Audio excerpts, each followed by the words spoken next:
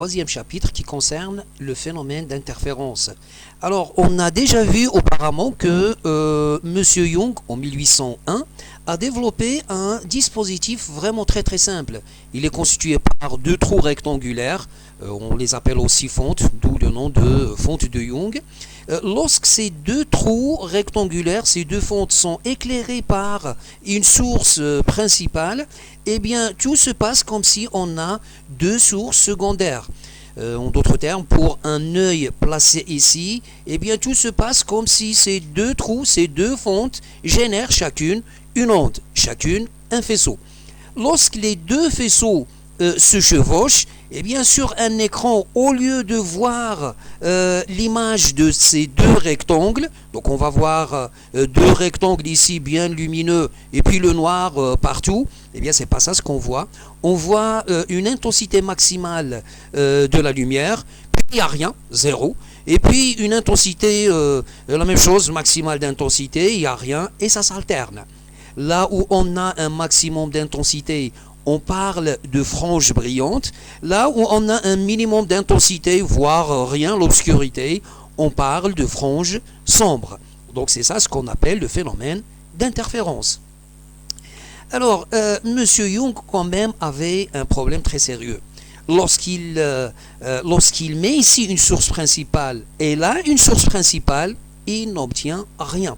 Il trouve rien. Il va avoir un écran lumineux et puis c'est tout. Mais la lumière, ici, l'intensité, elle est uniforme, elle est constante partout. Je veux dire qu'il ne trouve pas le phénomène d'interférence. Bon, il a passé un certain temps à comprendre pourquoi lorsqu'on remplace les deux sources secondaires par deux sources principales, ici on met une lampe et ici on met une lampe, ça ne marche pas, et il n'a pas trouvé de solution. Ça veut dire, bon, que les interférences, enfin l'obtention des interférences, nécessite un certain nombre de conditions. Alors ces conditions, eh bien il a fallu attendre Fresnel, c'est Fresnel donc qui a déterminé ces conditions. Il vivait d'ailleurs à la même époque que Young, c'était 1700 et quelques, 1800 et quelques. Alors Fresnel a eu l'idée géniale de dire que la lumière se propage sous forme de vecteurs, voilà, et non pas de scalaires. C'est vrai qu'il ne savait pas qu'est-ce qui se propage.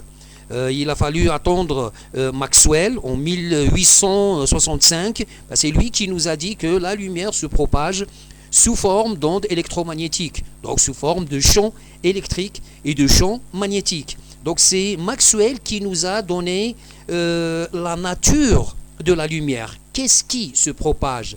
Qu'est-ce que la lumière? Mais à l'époque de Fresnel, eh bien il n'avait aucune idée sur la nature de la lumière. Qu'est-ce qui se propage? Il ne savait pas, mais il savait que comment il se propage. Il se propage sous forme d'onde et sous forme vectorielle, mais sans savoir qu'est-ce qui se propage. Alors, comme il s'appelle, Fresnel nous dit que les deux ondes, pour qu'ils s'interfèrent, pour obtenir des interférences, eh bien, il faut que les deux ondes doivent avoir le même état vibratoire. Bon, pour nous, c'est la même polarisation. La même polarisation, je reviens ici. Alors, si cette onde-là a une polarisation, par exemple, suivant X, et là, vous avez une autre onde qui a une polarisation suivant Y, c'est-à-dire que là, c'est EX qui est différent de 0, et là, c'est EY qui est différent de 0, on n'obtient pas de phénomène d'interférence. Pour l'obtenir, eh bien, il faut avoir la même polarisation. Si cette onde a une polarisation suivant X, eh bien, celle-là aussi doit avoir une polarisation suivant X, sinon ça ne marche pas. Donc, c'est la raison pour laquelle, lorsqu'on met ici une onde, enfin une source principale, une lampe, et là on met une autre lampe, eh bien il n'y a aucune raison est-ce que les deux lampes ont le même état vibratoire, la même polarisation. Par contre, lorsqu'on utilise une seule source, eh bien si cette source génère un champ électrique qui se propage suivant une direction U, je parle de la direction de vibration, eh bien, au passage des fentes de Young, la polarisation ici est la même que là. Et la polarisation là est la même que là. Donc là, ces deux sources secondaires ont la même polarisation et donc on obtient des interférences. Bon, il y a une deuxième condition, les deux ondes doivent avoir la même fréquence. On dit qu'il s'agit d'ondes synchrones. Ici, j'ai oublié de vous dire que lorsqu'on a deux ondes, ou plusieurs ondes d'ailleurs, qui ont la même polarisation, on parle d'ondes cohérentes. Et la deuxième condition, j'ai dit que les deux ondes doivent avoir la même fréquence. Si vous utilisez ici une onde de fréquence F1 et là une onde de fréquence F2, également, il n'y a pas d'interférence. Et puis la dernière, condition, il faut mettre bien entendu l'écran dans la partie de chevauchement, là où il y a un mélange des deux ondes. Si l'écran est placé quelque part, je ne sais pas où, ici par exemple, eh bien on n'obtient pas d'interférence. Bon, maintenant, mathématiquement, comment ça marche? Comment interpréter d'une manière mathématique ou du moins obtenir d'une manière mathématique les interférences. Alors là, pour répondre à cette question, on va calculer l'intensité sur l'écran, donc qui se trouve à une distance grande D des deux fentes de Young. Donc on a deux sources ici, S1 et S2. On a un écran placé à une distance grande D des fentes de Young. Et les fentes de Young ils sont distantes d'une distance petit a ici. On va calculer l'intensité sur l'écran et on va voir est-ce qu'on va trouver des interférences ou pas. Alors pourquoi l'intensité?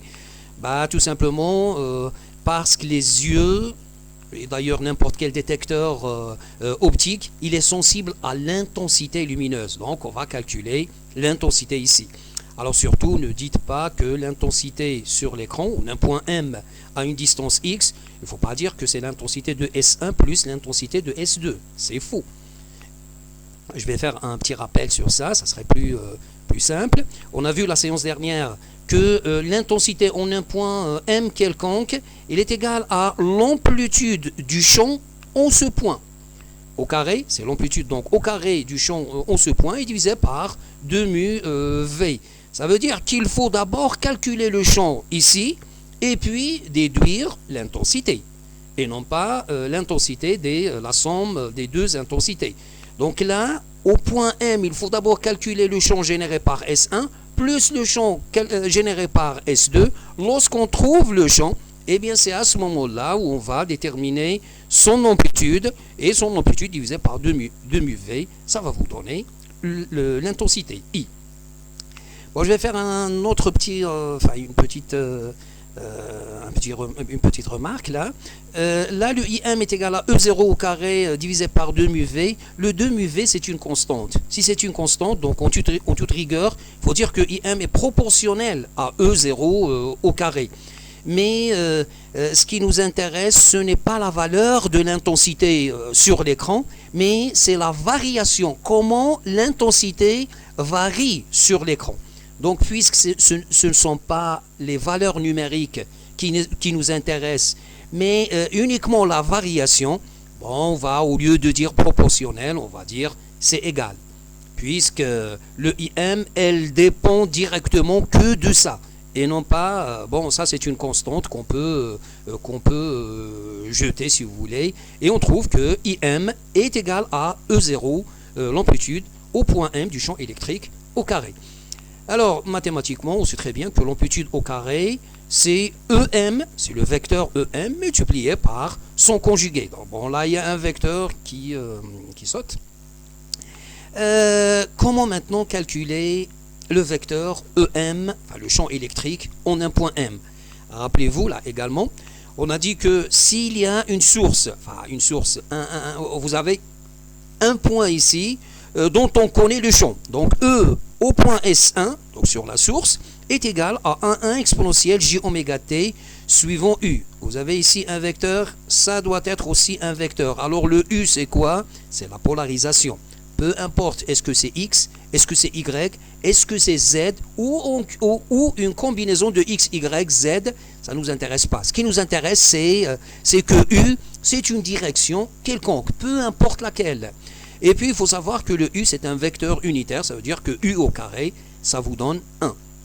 Donc, si le champ ici est donné par cette relation, on a vu que le champ en un point M quelconque, eh bien, c'est le même qu'ici, c'est le même champ, mais décalé d'un ton taux qui correspond, on l'avait appelé, rappelez-vous, le retard. On a dit que ça correspond au retard de l'onde pour aller de S1 à M.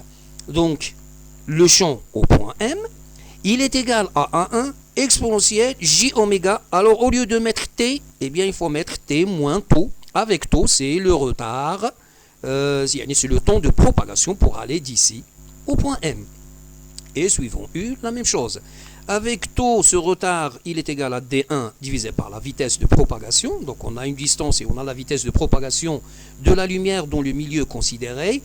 Donc on peut dire que le EM est égal à A1 exponentielle J oméga T, on est là, et le taux, eh bien c'est le taux multiplié par ce oméga, ça va nous donner c'est oméga D1 divisé par V. Or oméga, c'est 2pi fois la fréquence, c'est 2pi fois F. Avec F, c'est 1 sur T. Donc oméga, elle est égale à 2pi sur T. Par ailleurs, vous avez T fois V, c'est la longueur d'onde. Donc on obtient finalement que c'est A1 exponentielle J oméga T moins 2pi D1 divisé par lambda. Et là, vous reconnaissez le nombre d'ondes K. 2pi sur lambda, elle est égale à K. Donc finalement, on a EM, le champ électrique ici, est égal à A1 exponentielle J oméga T et moins K fois cette distance, D1.